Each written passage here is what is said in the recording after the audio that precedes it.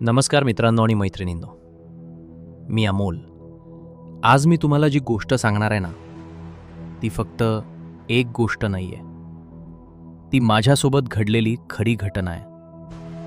आणि आजही ती आठवली की अंगावर काटा येतो. तर मित्रांनो, लाईट बंद करा, हेडफोन लावा आणि स्वतःला तयार ठेवा. कारण आजची कथा आहे पुणे ते सावंतवाडी प्रवासात आम्हाला लागलेला चकवा. त्या रात्री आम्ही फक्त प्रवासाला निघालो होतो, पण सावंतवाडीला पोहोचणं आमच्या नशिबातच नव्हतं. पुणे एसटी स्टँडवर रात्रीची 9:30 सावंतवाडी बस उभी होती. स्टँडवर हलकासा रिमझिम पाऊस पडत होता. ट्यूबलाईटच्या पिवळसर प्रकाशात ओल्या रस्त्यांवर पाण्याचे प्रतिबिंब चमकत होते. मी अमोल, माझ्यासोबत माझा जिवलग मित्र निलेश.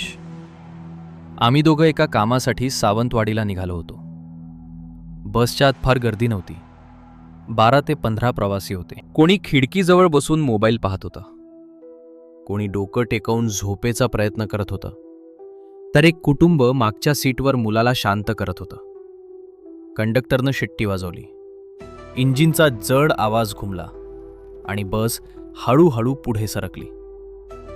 पुण्याचे दिवे मागे सरकत गेले. कात्रज घाट सुरू झाला. घाटात प्रवेश करताच धुक्याची चादर बस भोवती पसरली. समोर फक्त काही फुटांपर्यंतच दिसत होतं. हेडलाईट्स धुक्यात विरघळून जात होते. बस वळणावळणाच्या रस्त्यावरून सावकाश सरू लागली. प्रत्येक वळणावर बस हलकीशी किणकिणत होती. मी पुढच्या बाजूला ड्रायव्हरकडे नजर टाकली. तो अनुभवी वाटत होता. 50शीचा स्थिर चेहरा, पण त्या रात्री त्याच्या कपाळावर अनोळखी ताण दिसत होता. तो वारंवार रिअरव्ह्यू मिररमध्ये मागे पाहत होता, जणू त्याला कोणाची तरी खात्री करून घ्यायची होती. निलेशने हळू आवाजात विचारला, काय रे, ड्रायव्हरला काहीतरी टेन्शन आहे असं वाटतंय ना? मी पुन्हा एकदा पुढे पाहिलं. ड्रायव्हर वारंवार रिअरव्ह्यू मिररमध्ये मागे बघत होता, जणू कोणीतरी त्याच्या नजरेला नजर देत होतं. त्याच्या हाताची स्टिअरिंगवरची पकड इतकी घट्ट होती की बोटं पांढरी पडली होती. मी खिडकीबाहेर पाहिलं. धुक्यात हरवलेले डोंगर आणि काळोखात गडप झालेला रस्ता. मनात एक अनामिक अस्वस्थता निर्माण झाली. त्यावेळी आम्हाला अजिबात कल्पना नव्हती की हा प्रवास साधा नव्हता. रात्री सुमारे 3:05 बस कोल्हापूर मागे टाकून सावंतवाडीच्या दिशेनं पुढे निघाली होती. आता आम्ही आंबोली घाटात प्रवेश केला होता. घाट सुरू होताच वातावरण पूर्ण बदललं. हायवे संपला. रस्ता अरुंद आणि वळणावळणाचा झाला. एका बाजूला खोल दरी, दुसऱ्या बाजूला दाट उंच झाडी, वर काळं आभाळ आणि मध्येच दूरवर चमकणारी विजेची फिक्कट रेष. धुक्याने संपूर्ण घाट गिरून टाकला होता. हेडलाईट्सचा प्रकाश फक्त काही फुटांपर्यंतच दिसत होता. बसच्या आत अर्धे प्रवासी गाढ झोपले होते. इंजिनचा सततचा घुर्र आवाज आणि वळण घेताना बसचा हलका किणकिण आवाज. जणू सगळं शांत होतं. आणि अचानक ड्रायव्हरने समोर पाहताच त्याचे डोळे मोठे झाले. बसच्या अगदी पुढे, धुक्यातून हळूहळू स्पष्ट होत, हेडलाईट्सच्या पांढऱ्या प्रकाशात पांढऱ्या साडीत एक बाई उभी होती.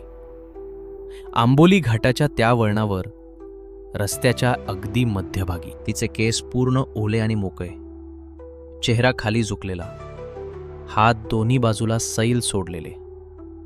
अरे देवा! ड्रायव्हर जोरात ओरडला. त्यानं ब्रेक पूर्ण ताकदीनं दाबला. टायर्स रस्त्यावर घासले. धुक्यात घर्षणाचा कर्कश आवाज घुमला. बस जोरात हलली. काही प्रवासी पुढे ढकलले गेले. वरच्या रॅकमधल्या बॅग खाली पडल्या. काय झालं? मागून कुणीतरी घाबरून ओरडलं. एक बाळ रडायला लागलं. काही क्षण पूर्ण शांतता. फक्त इंजिनचा थरथरणारा आवाज आणि बाहेर घाटातील सुसाट वारा. ड्रायव्हर थरथरत दरवाजा उघडून खाली उतरला. त्याचे पाय जणू जड झाले होते.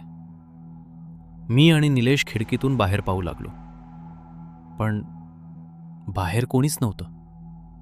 रस्ता पूर्ण रिकामा, फक्त दाट धुकं जे हळूहळू बस भोवती फिरत होतं, जणू काहीतरी जिवंत असल्यासारखं. ड्रायव्हर काही सेकंद त्या घाटाच्या वळणावर उभा राहिला. त्यानं दरीकडे पाहिलं, मग झाडीकडे. नंतर तो हळूहळू परत बसमध्ये आला. त्याच्या कपाळावर घामाचे थेंब चमकत होते. हात स्पष्टपणे थरथरत होते. तो सीटवर बसला. इंजिन सुरू करण्याआधी त्यानं खालच्या भीतीनं भरलेल्या आवाजात पुटपुटलं. भास झाला असावा. बसच्या आत पुन्हा शांतता पसरली. पण त्या क्षणापासून आंबोली घाटातील प्रत्येक वळण आणि प्रत्येक सावली आमच्याकडे पाहत असल्यासारखी वाटत होती. आणि सगळ्यांच्या मनात एकच प्रश्न होता, आपण खरंच योग्य रस्त्यावर आहोत का, की आंबोली घाटानं आपल्याला आपल्या रस्त्यावरून हटवलंय. इंजिनचा घुर्र आवाज चालू होता, पण बसच्या आतली हवा मात्र बदलली होती. सगळे आता खिडकीबाहेर पाहत होते. 5 मिनिटं, 10 मिनिटं, 15 मिनिटं, रस्ता तसाच. अर्धा तास झाला तरी तेच मोठं वाकडं झाड डाव्या बाजूला, त्याच्यावर लटकणारी तुटलेली फांदी, आणि थोडं पुढे तेच मोडलेलं साईनबोर्ड. साईनबोर्डवर अर्धं नाव दिसत होतं, सावंत वा. माझ्या अंगावर काटा आला. निलेशनं हळूच माझ्या हाताला धरलं. त्याचा आवाज थरथरत होता. अरे, आपण गोल गोल फिरतोय का? मी काही बोलणार इतक्यात बस पुन्हा त्याच वळणावर आली. ड्रायव्हरच्या कपाळावरचा घाम आता स्पष्ट दिसत होता. तो स्टिअरिंग घट्ट पकडून बसला होता. सर, आपण रस्ता चुकलो का? एका प्रवाशानं विचारलं. ड्रायव्हरनं काही उत्तर दिलं नाही. मी मोबाईल काढला. GPS, no signal, network, emergency calls only. एका मागोमाग सगळ्यांनी मोबाईल पाहिले. कुठंच सिग्नल नव्हता. बसच्या आत कुजबूज सुरू झाली. एक मुलगी रडू लागली. कोणी मंत्र पुटपुटत होतं. आणि तेव्हाच मागच्या सीटवर बसलेली एक वृद्ध आजी हळूहळू उठली. तिचे डोळे खूप स्थिर होते, जणू तिला सगळं आधीच माहीत होतं. ती मंद आवाजात म्हणाली, ही जागा ओळखीची आहे. सगळे तिच्याकडे वळून पाहू लागले. ती पुढे म्हणाली, इथे चकवा लागतो. बसच्या आत पुन्हा मृत शांतता. फक्त बाहेर वाऱ्याचा सुसाट आवाज आणि हेडलाईट्समध्ये पुन्हा दिसलेलं तेच झाड. त्या क्षणी मला जाणवलं, हा रस्ता संपणार नव्हता, कारण आम्हाला खरंच चकवा लागला होता. आजी हळूहळू पुढे आली. बसच्या मधोमध उभी राहिली. तिच्या चेहऱ्यावर भीती नव्हती, पण एक विचित्र खात्री होती. ती मंद थरथरत्या आवाजात सांगू लागली, पूर्वी, जवळजवळ 10-12 वर्षांपूर्वी याच रस्त्यावर एक भयानक अपघात झाला होता. पुणे स्टेशनवरून सावंतवाडीला जाणारी रात्रीची बस. घाटात ब्रेक फेल झाले. बस थेट दरीत कोसळली. एक प्रवासी घाबरून म्हणाला, सगळेच गेले का? आजीनं डोळे मिटले. नाही, एक बाई जिवंत राहिली होती. सगळ्यांचे डोळे मोठे झाले. ती कशीबशी बाहेर पडली. तिच्या अंगावर जखमा, कपडे फाटलेले. ती रस्त्यावर आली. मदतीसाठी हात दाखवत उभी राहिली. आजीचा आवाज आता जड झाला. त्या रात्री अनेक गाड्या गेल्या, पण कोणी थांबलं नाही. सगळ्यांना वाटलं, रात्री उभी असलेली बाई काहीतरी अपशकून असावा. काहींना वाटलं, हे भूत असावं. बसच्या आत एकदम शांतता पसरली. ती तिथेच उभी राहिली, रक्तानं माखलेली, आणि हळूहळू तिचा श्वास थांबला. कोणीतरी मागून पुटपुटलं, देवा.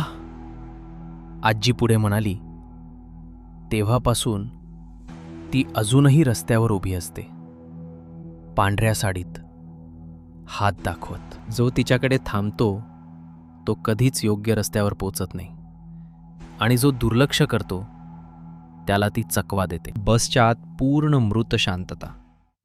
फक्त इंजिनचा एकसुरी आवाज आणि चाकाखाली घासणाऱ्या रस्त्याचा किरकिर आवाज. आजी शेवटी कुजबुजली. आज ती पुन्हा कुणाची तरी वाट पाहते. त्या क्षणी बस पुन्हा एकदम हलली आणि समोरच्या काचेतून हेडलाईट्समध्ये पुन्हा काहीतरी पांढरं हलताना दिसलं. ड्रायव्हरने हेडलाईट्स हाय बीमवर टाकले आणि समोर तीच बाई, यावेळी अगदी स्पष्ट. ती रस्त्याच्या मध्यभागी उभी होती. ओले लांब केस चेहऱ्यावर पसरलेले, पांढरी साडी पूर्ण भिजलेली, जमिनीवर ओघळणारे पाणी. पण तिचे पाय रस्त्याला स्पर्श करत नव्हते. तिने हळूहळू चेहरा वर केला. डोळे पूर्ण काळे, पांढरं काहीच नाही, जणू 2 काळे खड्डे. तिचे ओठ हलले. आवाज बसपर्यंत ऐकू आला नाही, पण तिच्या ओठांवर शब्द स्पष्ट दिसत होते. थांबा. ड्रायव्हरचे हात स्टिअरिंगवर थरथर कापत होते. त्यानं डोळे घट्ट मिटले. बस थेट तिच्याकडे जात होती. अहो थांबा, एक प्रवासी ओरडला. तेवढ्यात मागून आजीचा कडक आवाज घुमला. कोणीही मागे वळून पाहू नका, कोणीही तिच्याकडे पाहू नका.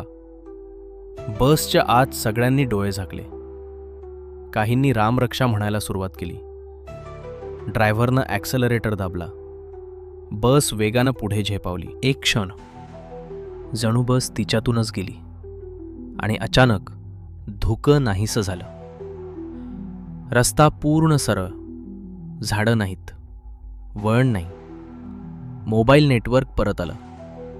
एका मागोमाग सगळ्यांचे फोन बीप वाजवू लागले. जणू काहीच घडलं नव्हतं. पण मी हळूच रिअरव्ह्यू मिररकडे पाहिलं आणि अंगावर काटा आला. कारण मिररमध्ये ती बसच्या मागे उभी होती आणि हळूच हसत होती. सकाळी साधारण 5 वाजता बस सावंतवाडी स्टँडवर येऊन थांबली. पहाटेचा फिक्कट प्रकाश पसरायला लागला होता. रात्रभर पडलेल्या पावसामुळे हवेत ओलसर गारवा होता. बस थांबताच सगळे प्रवासी जणू एकदम श्वास सोडत उठले. देवा, पोचलो. कोणी कपाळाला हात लावला, कोणी पटकन फोन करून घरी कळवलं. मी आणि निलेशही खाली उतरलो. पाय जमिनीवर पडताच एक विचित्र हलकं वाटलं. जणू काहीतरी मागे राहिलं होतं. तेवढ्या ड्रायव्हरही खाली उतरला. तो 2 पावलं पुढे आला आणि अचानक त्याचे डोळे फिरले, हात छातीकडे गेले आणि तो जोरात जमिनीवर कोसळला. कंडक्टर धावत आला. सगळीकडे गोंधळ उडाला. कोणीतरी लगेच 108ला फोन केला. ड्रायव्हर पूर्ण बेशुद्ध होता. त्याचा श्वास अतिशय मंद. त्याला तातडीनं जवळच्या हॉस्पिटलमध्ये नेलं. मी आणि निलेशही मागोमाग गेलो. डॉक्टरांनी तपासलं, ECG लावलं आणि काही वेळाने बाहेर येऊन शांत आवाजात म्हणाले, त्यांना तीव्र हृदयविकाराचा झटका आला होता. कंडक्टरनं घाबरत विचारलं, आता कसे आहेत डॉक्टर? डॉक्टर थोडं थांबले. झटका रात्री 3:05 सुमारास आला होता. माझ्या हातातून मोबाईल निसटला. 3:05. त्याच वेळी बस थांबली होती. त्याच वेळी आम्हाला ती बाई दिसली होती. मी निलेशकडे पाहिलं. त्याच्या चेहऱ्यावर रक्तच नव्हतं. कारण जर ड्रायव्हरला 3:05 हृदयविकाराचा झटका आला होता, तर त्यानंतर 4 तास ती बस कोण चालवत होतं? त्या क्षणी माझ्या डोक्यात एकच चित्र झळकलं. रिअरव्ह्यू मिररमध्ये दिसणारं ते हसू आणि स्टिअरिंगवर घट्ट पकडलेले ओले, थंड, पांढरे हात. त्या क्षणी माझ्या डोक्यात एकच चित्र झळकलं. रिअरव्ह्यू मिररमध्ये दिसणारं ते हसू आणि स्टिअरिंगवर घट्ट पकडलेले ओले, थंड, पांढरे हात. दुसऱ्या दिवशी सकाळी मी सावंतवाडीच्या लॉजमध्ये बसलो होतो. रात्रभर डोळ्याला डोळा लागला नव्हता. घड्याळात 8:30 झाले होते. निलेशने दार उघडून आत येताच माझ्यासमोर पेपर फेकला. हे बघ, पहिल्या पानाच्या कोपऱ्यात एक छोटीशी बातमी छापली होती. काल रात्री आंबोली घाटातील जुन्या बस अपघाताच्या ठिकाणी पुन्हा एकदा विचित्र प्रकार. काही वाहनचालकांनी पांढऱ्या साडीत बाई रस्त्यावर उभी असल्याचा दावा केला. विशेष म्हणजे त्या ठिकाणी नेमक्या 3:05 वाहनांचे GPS सिग्नल बंद झाल्याची नोंद. माझं हृदय जोरात धडधडू लागलं. 3:05. मी खाली छापलेला फोटो पाहिला. तो फोटो 12 वर्षांपूर्वीच्या अपघाताचा होता. बस दरीत कोसळलेली, आजूबाजूला पोलीस आणि बाजूला मृत ड्रायव्हरचा फोटो. मी फोटोवर नजर खिळवून ठेवली आणि हात थरथरू लागले, कारण त्या फोटोतील ड्रायव्हरचा चेहरा काल रात्री आमची बस चालवणाऱ्या माणसासारखाच होता. तेच केस, तेच डोळे, तेच हलकसं वाकलेलं हास्य. मी ताबडतोब हॉस्पिटलला फोन लावला. समोरून उत्तर आलं, काल रात्री आणलेला ड्रायव्हर. त्यांची ओळख अजून पटलेली नाही. कंडक्टर पण सकाळपासून गायब आहे.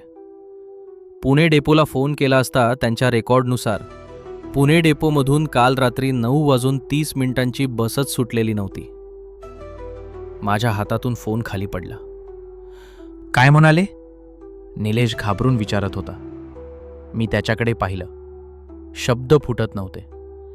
जर बस डेपोमधून सुटलीच नव्हती तर आम्ही कोणत्या बसने आलो? आणि सगळ्यात भयानक गोष्ट म्हणजे त्या पेपरच्या फोटोमध्ये अपघातग्रस्त बसचा नंबर स्पष्ट दिसत होता. MH12 7345. मी हळूच कालच्या तिकिटाकडे पाहिलं. तिकिटावर तोच नंबर छापलेला होता. त्या क्षणी खिडकीबाहेरून एक ST बस गेली.